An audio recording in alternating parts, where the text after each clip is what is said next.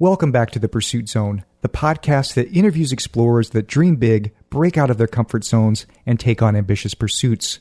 I'm your host, Paul Schmid, and this is episode 211 with Anna Welch, where we talk about her cycle touring adventure across the USA. But before we get started, I have a message to play from a previous guest. Hello, my name is Tim Milliken, and I was on The Pursuit Zone episode 172. On that episode, I was talking about my bicycle ride from Reading, England, all the way to Reading in Pennsylvania. I just kind of like the way the two towns had the same name, so I thought I would cycle there. It took me 3 years and a journey of about 46,500 kilometers, roughly 30,000 miles. Now, following from that journey, I actually decided to write a book, and the book actually took me another 2.5 years to write, so nearly as long as the journey. But it's out, and I'm really, really proud of it, and I'm happy to share it with you all, and I think you'll get a kick out of it. It tells the story of the joy and humanity of bicycle travelling, mixing with the disaster of being hit by a car in El Salvador, breaking up my partner, and losing my granddad whilst cycling in the middle of the Atacama Desert in Chile. You can buy it now from our website, www.timmilliken.com, or from Amazon, just search Tim Milliken or Reading to Reading. That's the name of the book and the journey. Thank you, Paul, for agreeing to highlight this, and I hope you enjoy the rest of this podcast. Thank you. Thank you, Tim. Congratulations on completing the book. Now let's get started with the episode, and let me introduce Anna. In the summer of 2019, Anna Welch traveled from New Zealand to San Francisco to begin cycling across the United States. She was inspired by the Kate Harris book, Lands of Lost Borders, A Journey on the Silk Road. She wanted to see a cross-section of American culture and geography in a way that tested her mental and physical limits. She followed the Western Express and Trans Am routes using maps from the Adventure Cycling Association, completing her journey to Yorktown, Virginia in 83 days. Anna says the best thing about the whole adventure was how cycling facilitated a connection to the landscape and the people. You can learn more at thesevariousAdventures.wordpress.com. Anna Welch, welcome to the Pursuit Zone. Hi, Paul. It's great to be here. Before you set out on this big adventure, what were you doing? Were you in a job in New Zealand? I worked at a tourist information centre that's run by, we call it DOC. It's the environmental arm of the government, and as well as pest control and all these other things, they also run information centres, and that's where I was working in a tiny little village tucked away in the Southern Alps of the South Island, New Zealand. It was an office job, and I spent a lot of time looking at a computer, and I wasn't really enjoying it, so I'd been there for about 18 months when I resigned, and I was trying to think what to do with myself, and cycling across America seemed like a pretty good idea. By the way, you had sent me a YouTube video, and thank you for that. That gave me a chance to jot down some questions and hear a little bit about your journey. So I'll be sure to post that link to that video on the show notes for this episode. In that video, you mentioned the Kate Harris book being an inspiration. How did you come across that book? So my stepmother actually gave me that book as a birthday present, and I was reading it at about the time I'd resigned my job. I vaguely had this idea of America in my head, and maybe renting or buying a car and doing a road trip. And I was reading about her cycling, and she mentions almost as an aside in the book that as a warm-up for cycling the Silk Road, she cycled across America. And I thought that maybe Central Asia was a bit beyond my abilities. I'd never cycle toured before. I commuted about 1 kilometre to work. And so I thought, why not cycle across America? That seemed, if not totally doable, at least slightly more achievable than Central Asia. How did you go about finding your bike and your equipment? I bought the bike new. It was a Trek Dual Sport 1, which is a hybrid trail commuter bike. I was a bit scared about admitting to the salesman in the bike stores that I wanted to cycle across a whole continent. I thought they would just laugh me down. So I told them I wanted to get into cycle touring and see if I liked it, and this was the bike they recommended. And it actually held up really well. The panniers and the other equipment I found secondhand from secondhand bike shops and on Trade Me, which is a bit like our Craigslist. obviously you saved up some money before you went to do this. Did you ever calculate what your average daily budget was? I gave myself about 700 US a month to do it on. So you can extrapolate that out day by day. And that was more than enough for me. I was camping and using warm showers for accommodations, so that was free in a lot of cases. I did meet a bunch of guys who were doing it on 10 US dollars a day, so you could certainly do it more cheaply. Other people would stay in motels every night. Before you set out on the adventure, what was your biggest fear? I was really worried that I wouldn't be able to physically cope with it, that I would get a couple of days in, think this wasn't for me, and after all the organising to get myself there, I would just bail out. But actually I found I was more than capable of dealing with it. It was far more doable than I'd anticipated, I suppose. I was particularly worried about getting through Nevada. In the blogs and write-ups I'd read about cycling across America before I started, a lot of people were saying Nevada was really intense and there were a lot of hills. You had to cross about 3 or 4 passes every day, sort of 7,000 foot passes. And so I was dreading it as I came up to it. And then I met a cyclist in California, and he said Utah was much worse than Nevada in every way. It was hotter, it was hillier, and he was absolutely right. It was challenging, but it was nothing compared to how dramatic the landscape in Utah was. That's interesting. For me, I would think my fear would be more cycling in a big city like San Francisco. So I wanted to ask you a little bit about that. So you fly into San Francisco, I believe, and you put your bike together. Did you spend any time like in San Francisco before you got started cycling? I stayed in San Francisco for about 5 days. So I had plenty of opportunity to cycle around the city, and also in New York a little bit at the very end of my trip before I left America. And honestly, I rather enjoy cycling in cities. It gives me a little bit of an adrenaline rush, I think, kind of weaving in and around the traffic. And in big cities like that, it's so congested that a lot of the time the cars can't move so fast anyway. It's a lot scarier being passed by a big lorry on a highway or an RV pulling an SUV that's also pulling a boat down a motorway. In the cities, I really enjoyed cycling around, actually. It's a great way to see a town. I was a bit paranoid about my bike being stolen. I think in San Francisco particularly, I was very glad that I didn't have to have my panniers on all the time, or I think if I'd locked my bike up, they would have been gone in a second. Is there any cycling infrastructure in San Francisco, like bike trails? Not particularly. For the most part, I was just using the shoulders on roads.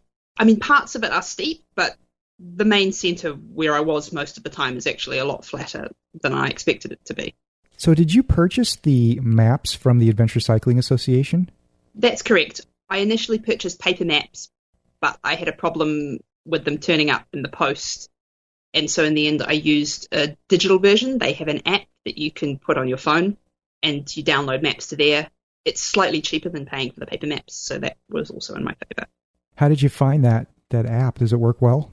It did work well. It was a little bit glitchy sometimes with loading downloaded maps, but I had enough service to have data for most of the time. Well, what I'd like to do, if we can, is I'd like to go through some of these states in the Western Express and just ask you about your experiences in them for what you can remember, which the states are California, Nevada, Utah, and Colorado. Well, let's start with California. What are your memories of riding through California?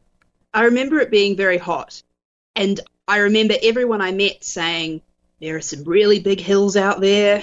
You're going to have to tackle these mountains.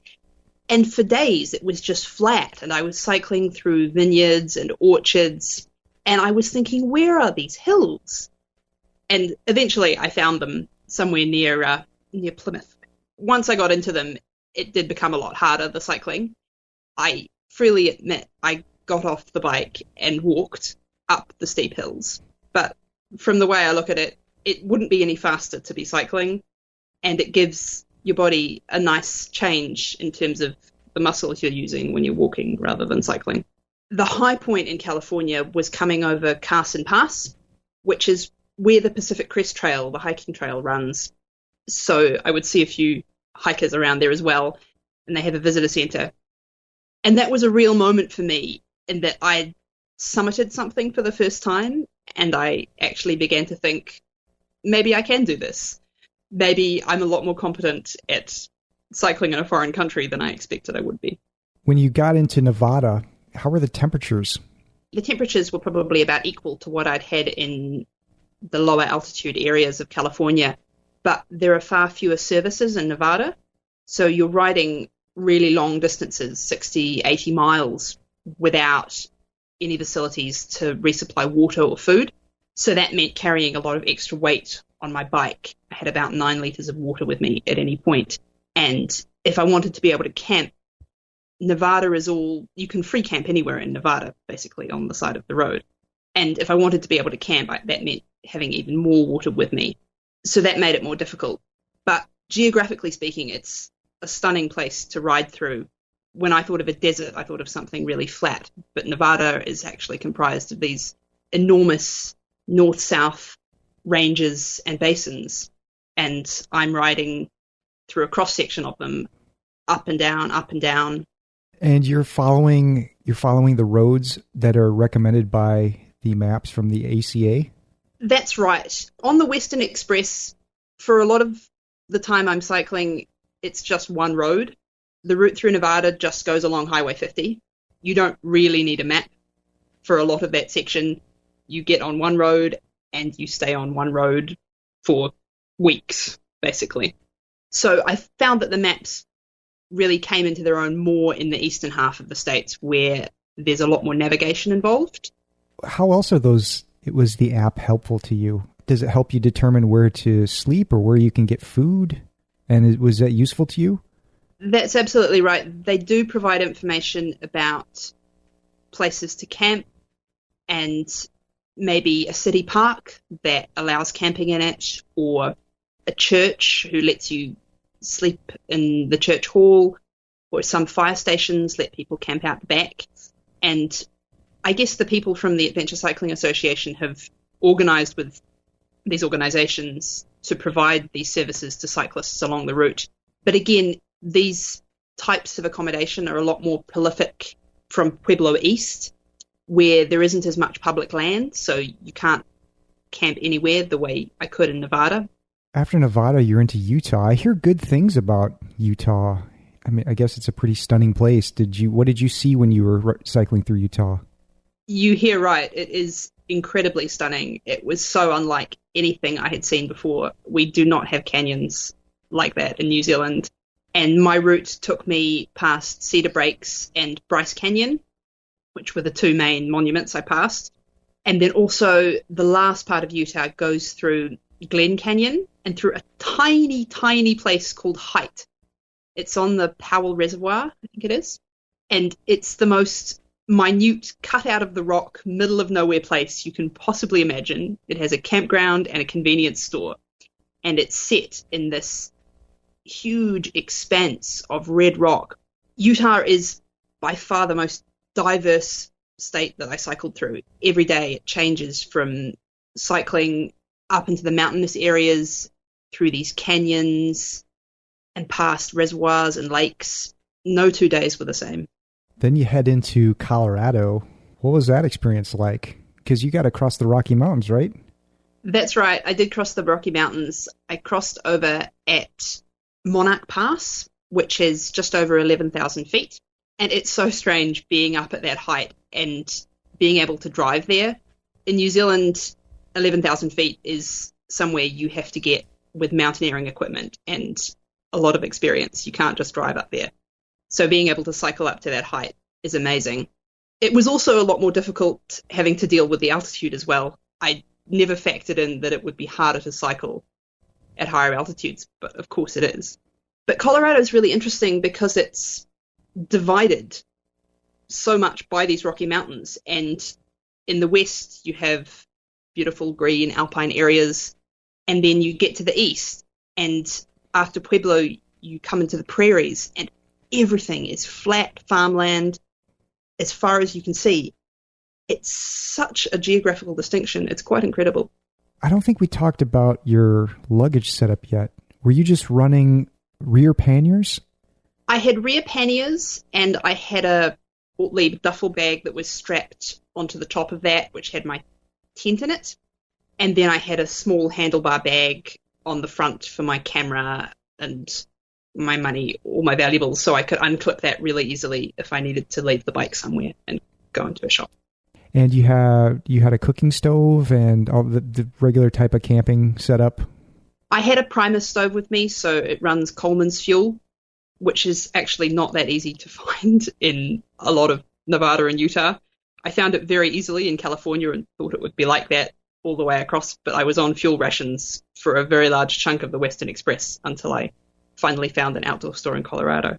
Did you find that your choice of clothing was adequate for the entire time across the U.S.? It was actually too adequate. Eventually, I got rid of the extra thermals and jerseys that I had with me and posted them home. How was your experience using the U.S. Postal Service? I have a rather fractured history with the U.S. Postal Service, sadly. I was using general delivery because obviously I didn't have an address in the States. And so frequently the things that I'd sent to general delivery would not turn up, or they would turn up before I got there, and each general delivery station holds things for slightly different times, so you can't assume that it will be 1 month in every place, because some places it's only 2 weeks, or some places might be longer. And so I would constantly end up, I think I filed about 3 missing mail requests with the US Postal Service since the start of that trip. So you were not just posting things home to New Zealand, you were also like forwarding mail to yourself, it sounds like. That's correct. I knew that I was going to get to New York at the end of the trip, so some of the stuff I didn't need while I was cycling because it was very hot most of the time and not nearly as cold as I thought it would be. I'd post that stuff ahead of me. I've just asked that question because I'm curious. Using the U.S. Postal Service sometimes is a bang your head against the wall experience, even for us native people who it should be an easy experience. Sometimes it's so frustrating to go in there and try to figure out all the different options that they have of what to use and how to use it. That's all. It's very banging your head against the wall for me as well. It was incredibly frustrating. The people in the general delivery offices were so nice and so helpful, but there was a lot of stuff getting lost and, like I said, a lot of inconsistencies between how the system operated in different parts of the country. And you talk to one person in one post office and they'd assure you that if you sent this parcel, it would be held at this place for this long, and you'd arrive at that place, and they had a completely different system for how they managed general delivery parcels. You are cycling into Pueblo, Colorado, and you get caught in as you described it, I think an electrical storm. Must have maybe some sort of thunderstorm. Yeah, it's a fun. What was that experience like? Genuinely, I've never been so scared in my life. We get thunderstorms in New Zealand, but they're not like this. The amount of flat area that there are in the prairies, we don't have anything like that. And the storm in Pueblo was one of about 3 that I got caught out in, and that was the worst. But I was left crouching in a ditch on the side of the road, and there's genuinely nothing you can do. You just hope that the lightning doesn't hit you. And I was desperately outside Pueblo. I was about 15 miles out of the city, and I had left this mountainous area where I was, the last hill before the prairies, thinking that I would be okay and I could get to Pueblo before the storm hit. And it was the end of the day, and I was tired, and I got caught out, and I was so scared. I eventually used the last remaining percentage of battery on my phone to find a taxi company in Pueblo. And I rather hysterically called a taxi to come and get me. And he turned up and he told me that he'd had to rescue someone else about a week ago in very similar circumstances on this one bit of road. The taxi driver was lovely, fitted my bike in the back of his car and drove me into the city. And I wandered around trying to find somewhere to sleep and eventually found a place in a park and got woken up about 3 times in the night by the sprinkler systems coming on. Oh, that was funny, the sprinklers. You know, in your presentation that I saw, you had some great photos in there. Were those your photos that you took? Yep, I had a Canon DSLR with me. It's a Rebel 3 or Rebel 1 or something. And it is heavy and bulky, but I definitely think it was worth it. I appreciated being able to take good photos. They were all mine, the ones that I showed, apart from a couple of animals that I couldn't get pictures of. Yeah, no, you've got a really good eye for composition. I can remember the one. I don't remember what state it was, but it was like there was maybe a grain silo in the distance, and there was blue sky, and then there was the field in the foreground of whatever crops were growing. I thought, wow, that's a really great photo. That was in Kansas, that one. There was a train along the horizon line. This train that must have been, I think, a mile long, stretching and stretching and stretching way out into the distance. I initially thought it was buildings, and then I realized it was moving. Well, that's a great segue, Kansas, because at the Pueblo point, now you're on the Trans Am route, so you're switching maps. You know, everybody says Kansas is flat, but I've actually heard it can be a little bit hilly and quite challenging to cycle across. What did you experience in Kansas? There is a little bit of hilliness in the very eastern part, but to be honest, by the time I got there, I was so grateful to see a hill, I did not mind. Kansas is so flat, and the only difference to your day of riding is that you have to stop every so often, check your map, and then turn left or right, and after a few more miles, maybe turn right again and continue on another road. And there are cornfields everywhere, and when there are no cornfields, there are fields of stubble where there used to be corn. And what I never thought about was that when you're cycling up and down hills all day, you're constantly adjusting your body position. But when you're on a flat ground for 80 miles at a stint, you hold this rigid position all day, and it's much, much harder on your muscles than going up and down hills is. This was where I started listening to the Pursuit Zone. I had to have something to take my mind off this horrific Kansas monotony. So I started searching around on Spotify for something to listen to. It was actually, I was looking for interviews with Kate Harris, I think. You interviewed her a few years ago. Yeah, well, that's cool. You know, I'm always surprised because you're not the first cycle tourist that's told me that they listen to my podcast. I just find that a little bit odd because I would think that because you're out there doing it, you would have no reason to listen to a podcast about it. What is it that makes you want to hear the stories? I guess it's inspiration that you want to get ideas for what you might go and do in the future. And it's also, it's great to hear that you're not alone in that. There are other people out there slogging it out. And certainly, I don't think I listen to music or podcasts particularly at all in the western part of the US because I was so engrossed in the landscape and so interested in what was going on around me. I didn't find I needed that. But when the cycling became very much the same all the time and there wasn't as much geographical interest, I wanted something to take me out of that, something a little bit more exciting. That makes sense. Break the monotony. So you end up after Kansas, you were in Missouri, or as I like to tease Missouri, I call it misery. How was Missouri? Missouri was beautiful. It's like the Emerald City after Dorothy's Kansas. It's very, very hilly, but not hilly the way the Rocky Mountains are hilly. Hilly in that minute by minute, you're going down and up and down and up and down and up like a roller coaster. It's very hot and very humid. It's like being in a greenhouse, dripping sweat all the time, but everything is so green and there are rivers everywhere that you can jump into, which is fantastic.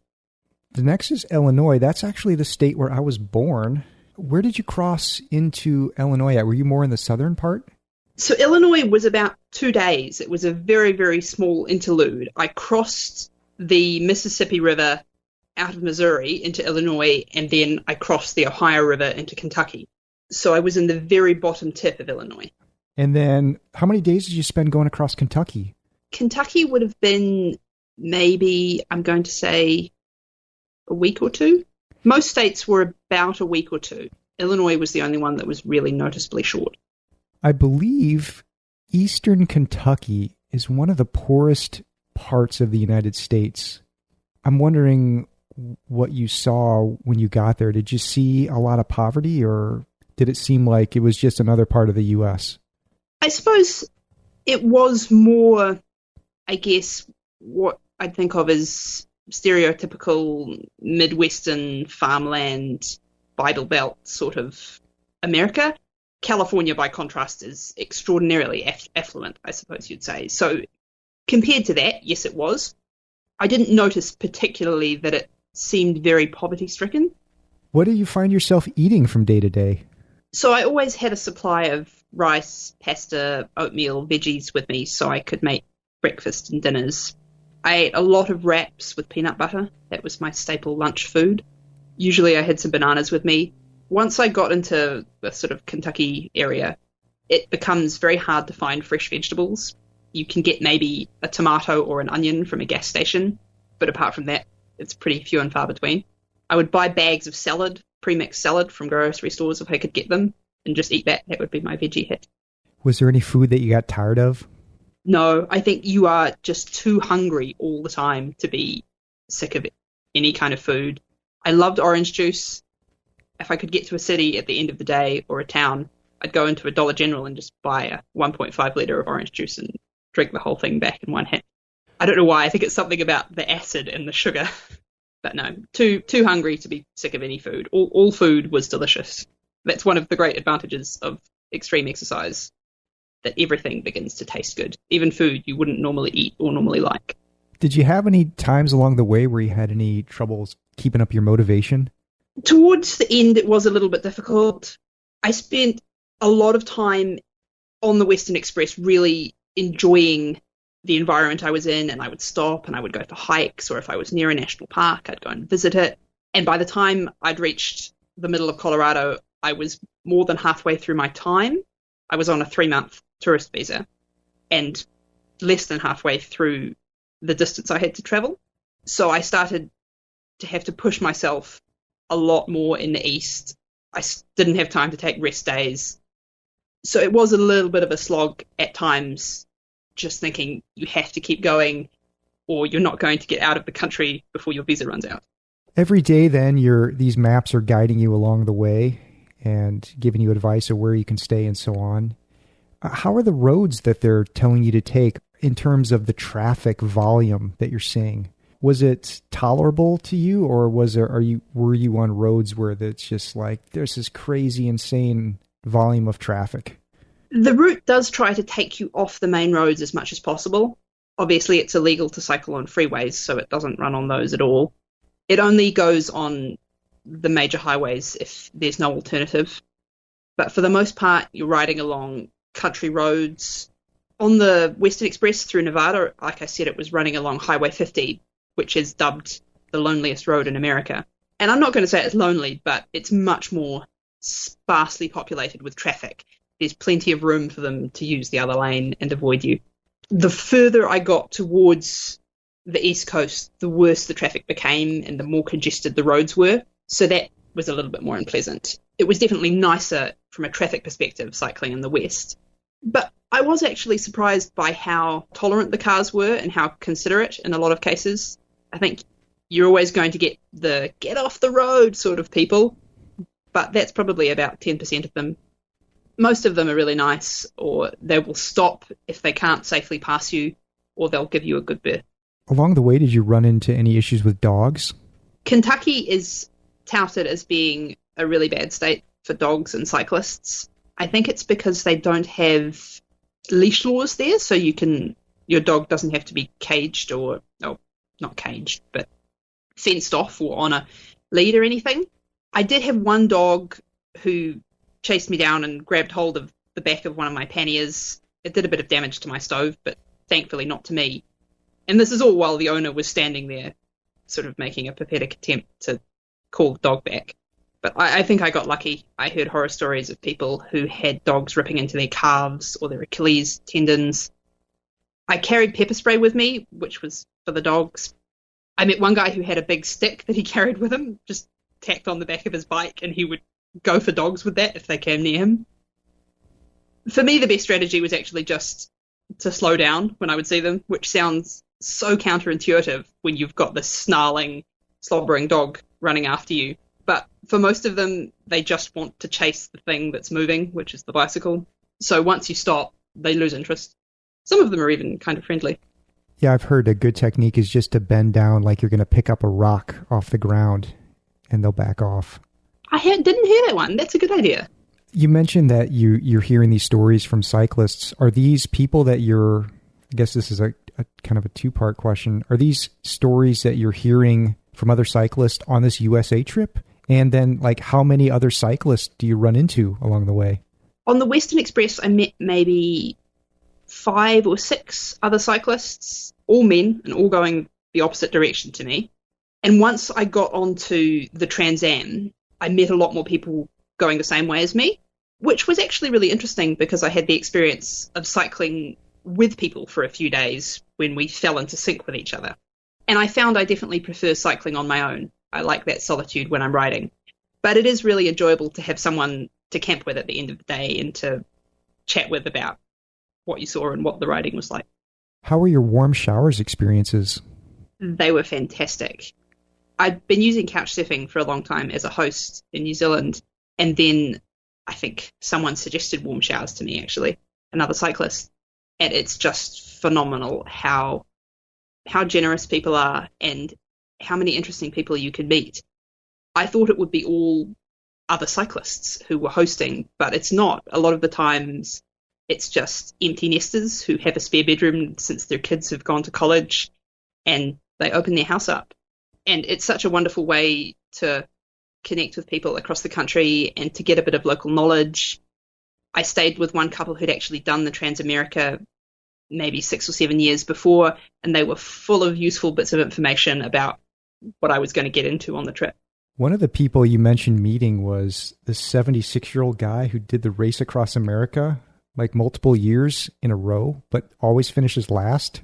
Can you tell me about meeting that guy? That's right. I think his name was John. It sounds terrible that I can't remember, but I had been hearing little legend stories about him from other cyclists all the way across, and I had just arrived in Yorktown in Virginia on the very last day, and about an hour later, he turned up at the warm showers accommodation that was there, and it was like a perfect coincidence. And he participates in the race across America that the coast to coast they do every year, and the fastest riders are doing it in something like 8 days, I think. And this guy, every year, he's done it for 4 years running. He comes last. It had taken him about 90 days, so slightly longer than me. And he's 76 years old. He started when he was 72. I thought that was just incredible. I hope I'm still cycling when I'm 76. Was this your first time in the U.S.? Yes, first time in the U.S., first time cycle touring. So you must have had some expectations about the U.S. before you came here. Did what you saw and what you experienced, did it match your expectations? It sounds bad. I don't want to say I had a negative opinion of America. I think I had an idea that it was quite close-minded when it came to environmental concerns and ecological progress in terms of the way humans treat the environment. I was amazed. I mean, I think California is different to other parts of America, but there are recycling stations everywhere. And, you know, I was reading an article in a newspaper and a guy had written a letter to the editor and he was complaining that the newspapers came wrapped in plastic every day. And things like that really, really surprised me. I was amazed by how open-minded people were to that. And I was talking about this to my warm showers host in Carson City, and she said, "Oh, you're going through Kentucky and Kansas. Yeah, all those stereotypes, you're going to meet them. They're out there." And to a certain extent, she was right. There are certainly convenience stores selling guns and people who are very, I suppose, intensely religious. Not in a bad way, but just that's not the sort of thing I would ever find in New Zealand. And I suppose what I thought about America was that everybody has guns and Christianity is very prevalent. And yeah, what I said about environmental concerns not being so important. One of the things I found in Kentucky actually is that junk food is taxed basically, or healthy food is not. So if you go into a grocery store in Kentucky, you don't pay the VAT on an apple, but you would pay it on a chocolate bar, which I thought was such a neat idea. Was there anything that totally surprised you? I suppose the biggest thing was just how big it is. That shouldn't have been a surprise. I mean, I've seen a map. I know what it looks like. But it is just, you don't realize how big it is until you're actually out there and you can see your little blue dot moving along this map, and you are tiny. America is so big. We skipped a state. We skipped Virginia. Was there anything that you wanted to say about riding into Virginia and getting to the finish line? It was actually a bit of an anticlimax getting to the finish line. I was really worn out. I just desperately wanted to have a rest day at that point. Virginia itself, I actually went off route a little bit. I was seriously running out of time, and I tried to save myself about 2 or 3 days by cutting through a more urbanized area, through sort of Roanoke and I think it's Petersburg, rather than looping up through Charlottesville and dropping back down to Yorktown, which was what the map suggested. It would have been a much steeper ride, and it would have just taken a little bit longer. And as it was, I made it out of the country with about 12 hours to spare, I think, on my visa. Well, looking back on it, what did you find to be the most challenging part of it for you? I definitely found the prairie section to be the most challenging. That flat monotony was so hard on the body, so hard on the mind, with nothing really to distract or to compensate for it in terms of the landscape. What was the most fun part of it? I loved San Francisco. That was, technically you could say that was before I started, but it's an incredible city. I was there during Pride Month, which is obviously the best time of year to be in San Francisco because everything is decorated with rainbows and the whole city is so lively and chaotic. It's fabulous. Carson City was also a really beautiful little surprise. I hit it on a weekend where there was a mountain bike festival going on and there were all these events and free concerts. And it was such a neat wee city. It had awesome cafes and there was a really cool museum there. Little things like that. There was another in Hutchinson in Kansas. There is a space museum. Little things like that that I never expected to find that provided little moments of reprieve to go and do something off the bike. What's the biggest takeaway of this adventure for you? For me personally, the biggest takeaway is that I was a lot more capable than I thought I was, and that I've discovered this amazing means of accessing a place, that being on a bicycle, you have this incredibly immediate connection to the landscape because you feel every hill, you feel the sun, the cold, the wind, everything is immediately accessible to you. And when people see a solo cyclist on a loaded bicycle, it really sparks their curiosity. So I ended up having amazing conversations with people I would meet at gas stations or in campgrounds who just wanted to ask questions, and that starts the conversation, and then they end up telling me about their life or about a trip they took on a bicycle in Europe in 1977 or things like that. Do you think that you will do another cycle tour somewhere sometime? I would love to do another cycle tour. I have Coast of Britain and North Sea cycle route floating around in my head. I confess I got those ideas of people you'd interviewed. I wouldn't say no to crossing a few more continents. I mean, Australia's not so far away from here, and I would love to do some cycling in Canada as well. I spent about a month in Montreal or in Quebec after I finished with America, and I would really love to see more of Canada. If you had a chance to go back and do this right across the U.S. again, what's one thing that you would change? Maybe about your setup or your equipment or anything? I would definitely allocate myself more rest days. I'd want to take a lot more time to do it. And I think having done the whole coast to coast, if I were to do it again, I would plan myself a route that did perhaps a southern part of the western United States and then looped back up the Rocky Mountains and ended up back on the west coast, maybe up in Oregon somewhere, so that I would get all the interesting bits and less of the flat farmland. Oh, those farmland countries. Yeah. Very hard. There's you get the great photos, like that photo you took in Kansas, but yeah, it can be hard to go through there. I hear you. I mean, looking back on it, at the time, the thunderstorms and the really long days of flat country were so hard, but I guess they make good stories. You have to have a challenging part of the trip. It can't all be plain happy sailing. Yeah. Well, I lived in South Dakota for 13 years, so I know what it's like out there. There's some interesting bits, but also I'm glad to be in Minnesota now. I like it better here in Minnesota. Well, I've heard that it's really beautiful, I guess, up through sort of, is it Idaho, Wyoming, where the Trans-America Trail goes. It's supposed to be really beautiful, so I'd love to do something out there. The Adventure Cycling Association has a northern tier route, which runs, I think, from somewhere in Washington right across to somewhere north of New York. Yeah, those would be some great places. If you had to offer any advice to a first-timer that was looking to do this, what would you say? I'd say the hardest bit of it was actually getting through the period where I was telling people, I'm going to cycle across America, and sort of maintaining that confidence that I really was going to do it despite these rather sideways looks.